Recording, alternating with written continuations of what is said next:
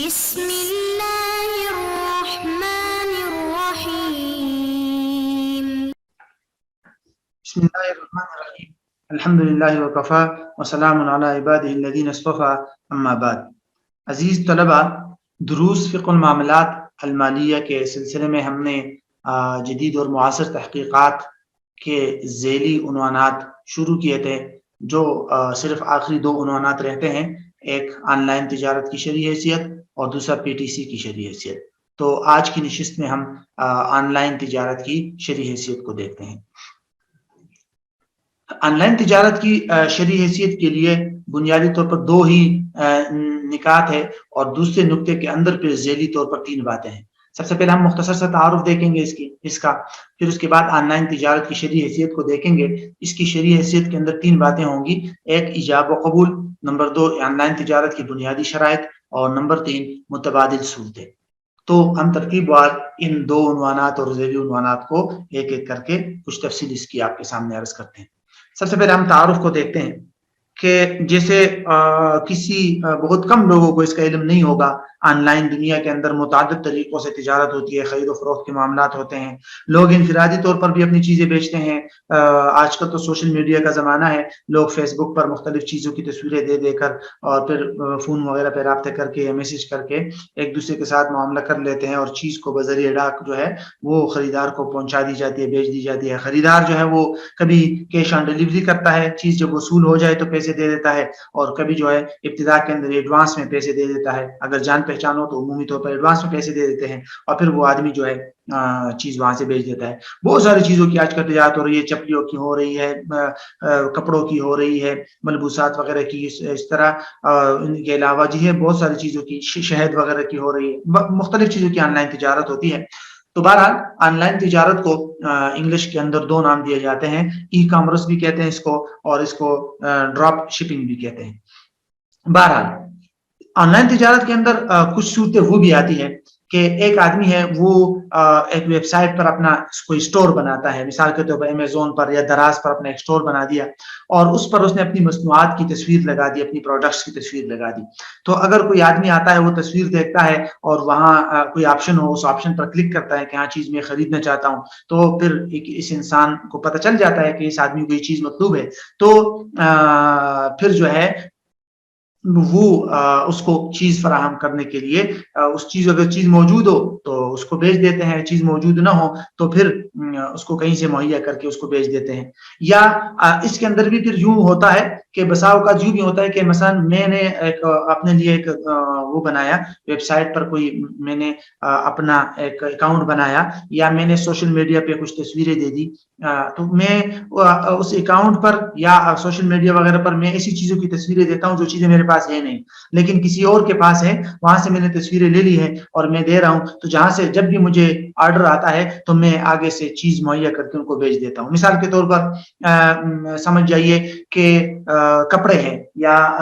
جوتے ہیں، تو ایک اصل جو مالک ہے جوتوں کا وہ کوئی اور ہے، اس سے میں نے تصویریں لے لی، میرے پاس جوتے ہیں نہیں، اور میں نے اپنے سوشل میڈیا مختلف پلیٹ فارم پہ اور اس طرح دراز وغیرہ کے جو میں نے اسٹور بنائے ہیں یا اکاؤنٹ بنائے ہیں، وہاں پر میں نے تصویریں دے دی۔ کسی کلائنٹ کو پتہ چلا، اس نے تصویریں دیکھی، اس نے میرے ساتھ رابطہ کیا اور مجھے کہا کہ مجھے یہ والے سوٹ چاہیے، اس کے ساتھ میں نے ڈیل کر دیا، اور اب چونکہ میرے پاس تو چیز ہے نہیں، تو میں نے جو اصل مالک ہے جس سے میں نے تصویریں لی تھی اس کو اطلاع کر دیا کہ بھائی یہ کسٹمر ہے، یہ اس کا ایڈریس ہے، مجھے اس کا آرڈر ملا ہے، آپ اس کو چیز بھیج دیں، میں آپ کو پیسے دے دوں گا۔ تو میں اس کو پیسے بھیج دیتا ہوں اور وہ مالک میرے کسٹمر کو پیسے میں چیز بھیج دیتا ہے۔ تو چیز میرے پاس آئی نہیں ہے، نہ میں نے قبضے کی ہوئی ہے، بس اصل مالک کے پاس پڑی ہوئی تھی، میں نے صرف آرڈر لیا، اس بیچ میں واسطہ بنا اور اصل مالک کو کہہ دیا کہ کسٹمر کو بھیج دو، اس نے کسٹمر کو بھیج دی۔ تو یہ طریقہ کار بھی ہوتا ہے۔ بہرحال مختلف طریقہ کار ہے، اس کے خلاصہ اس کا یہی ہے۔ اس کو جو ہے پیسوں کی وصولی کے لیے بھی وہی دو طریقے ہوتے ہیں، کیش آن ڈیلیوری یا ایڈوانس پیمنٹ وغیرہ کی۔ بہرحال اس کے اور بھی بہت ساری صورتیں ہیں، لیکن خلاصہ اس کا یہی ہے۔ آن لائن تجارت کا کے اصول اور شرعی حیثیت آپ کے سامنے انشاءاللہ آئے گی، تو اسی سے آپ کسی بھی صورت کا حکم معلوم کر سکتے ہیں۔ اب ہم آتے ہیں آن لائن تجارت کی شرعی حیثیت۔ شرعی حیثیت کے اندر سب سے ہم نے 3 نکات دیکھنے ہیں. سب سے پہلے ہم نے ایجاب و قبول دیکھنا ہے کہ جب کوئی آدمی آن لائن کوئی چیز خریدتا یا بیچتا ہے تو ان کے درمیان میں آفر اور ایکسیپٹنس کیا ہوں گے, یعنی ایجاب اور قبول کیا ہوں گے, یعنی کن کن چیزوں, کیا محض کسی آپشن پر یا کسی چیز کی خریداری پر کلک کر دینا یہ ایجاب و قبول ہے, یا میں نے تصویریں دے دی سوشل میڈیا پر تو یہ میرا تصویریں دینا ہی ایجاب ہے, یا کیا ہے اس سلسلے میں. تو اس بارے میں 2 نقطے ذہن میں رکھیے. پہلا نقطہ تو یہ ذہن میں رکھیے کہ 2 طریقہ کار زیادہ مشہور ہے کہ رابطے کے بغیر بذریعہ کلک کوئی معاملہ کرنا. مثال کے طور پر کہ ویب سائٹ پر میں نے تشہیر کے لیے اپنی ویب سائٹ پر میں نے تصویریں دی ہوئی ہے, وہاں آپشن بھی موجود ہے خریداری کا, ٹھیک ہے. تو میں نے جو یہ تصویریں دی ہوئی ہے یا یہ جو میں نے مختلف جگہوں پر چیزوں کے نام لکھے ہوئے ہیں اور تصویریں دے کر وہاں قیمت لکھی ہوئی ہے, تو میری طرف سے یہ تصویریں دینا یا وہاں قیمت لکھنا یہ نہ ایجاب ہے نہ قبول ہے, یہ محض تشہیر اور ایڈورٹائزمنٹ ہے. بس اس کو زیادہ دعوت کہہ سکتے ہیں, ایڈورٹائزمنٹ. البتہ جب خریدار اس تصویر کو دیکھتا ہے اور کسی ایک چیز کو منتخب کرتا ہے اور اس پر کلک کر دیتا ہے قیمت دیکھ کر کہ ہاں ٹھیک ہے مجھے یہ قیمت منظور ہے, اور وہاں سے بائے BUY بائے یعنی خریداری کا وہ لکھا ہوتا ہے کہ خریدو, اس نے اس پر کلک کر دیا اور اس کو اس میں اپنے ایڈریس وغیرہ دے دیا کہ ہاں یہ میں نے خرید لیا, تو یہ خریدار کی طرف سے ایجاب ہو گیا. اب اس کے بعد جو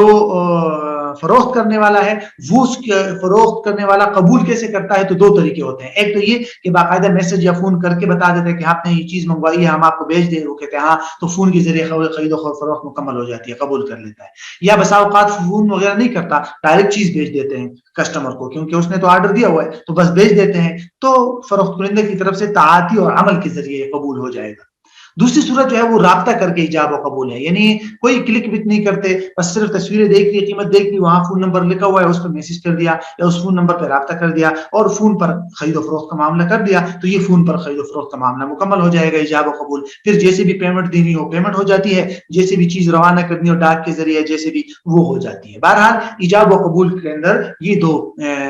مختصر سی باتیں آپ نے ذہن میں رکھنی ہے. اس کے بعد شرعی حیثیت کے اندر دوسرا نقطہ ہے بنیادی شرعی شرائط, یعنی آن لائن تجارت معاملات کے لیے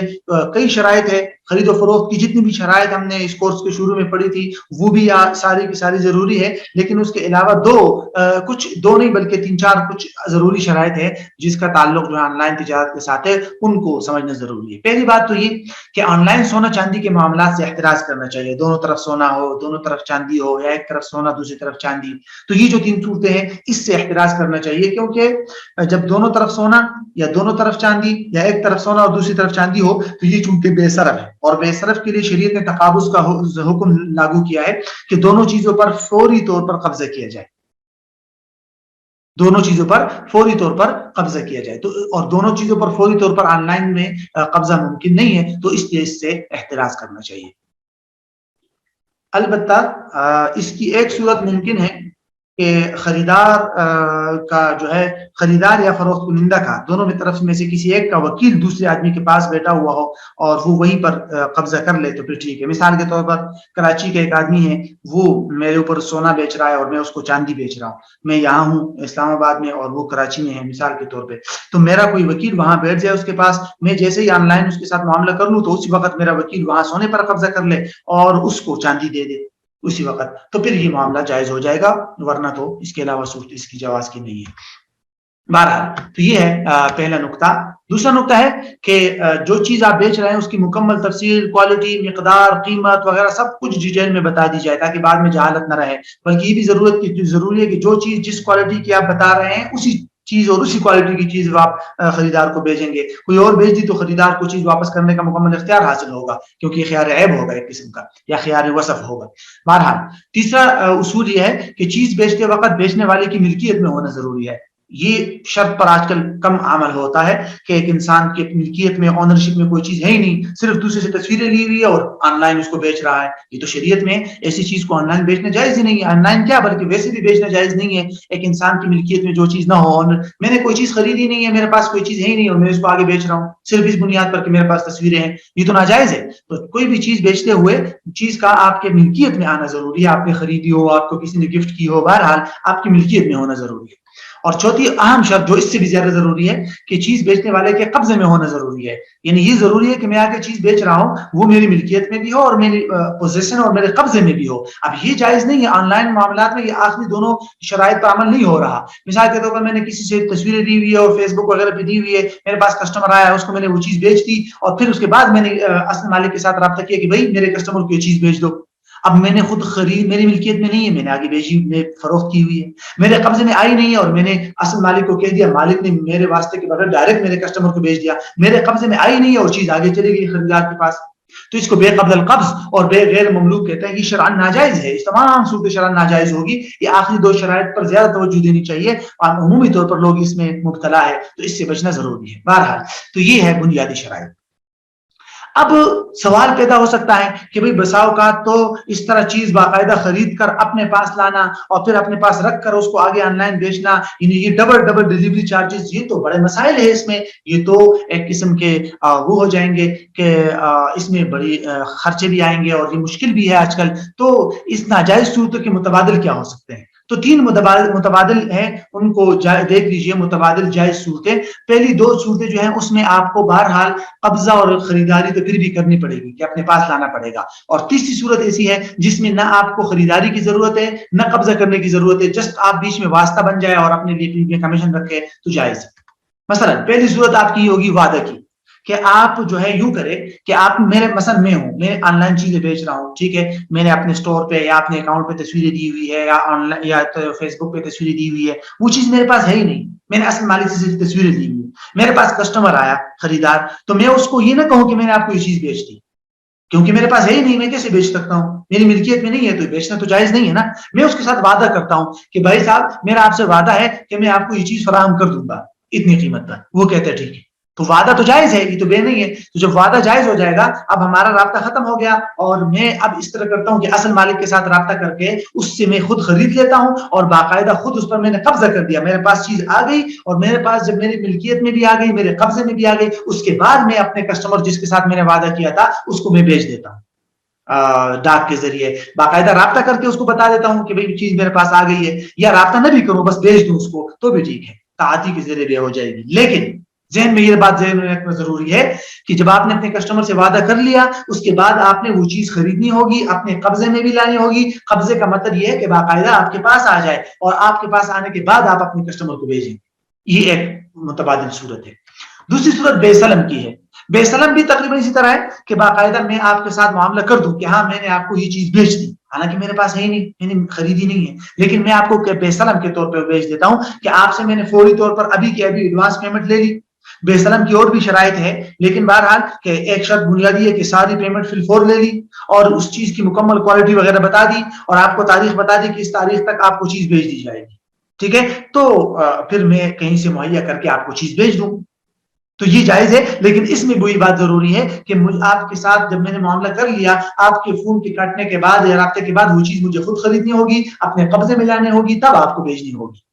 تو ان دونوں صورتوں کے اندر وہی بات دوبارہ آتی ہے, کیا کہ وعدہ اور بے کے بعد اپنے کسٹمر کے ساتھ جو بھی آپ نے معاملہ کیا اس کے بعد آپ نے اصل مالک سے وہ چیز خریدنی ہوگی, اپنے قبضے میں لانی ہوگی, تب آپ کو اپنے کسٹمر کو اس کو روانہ کریں.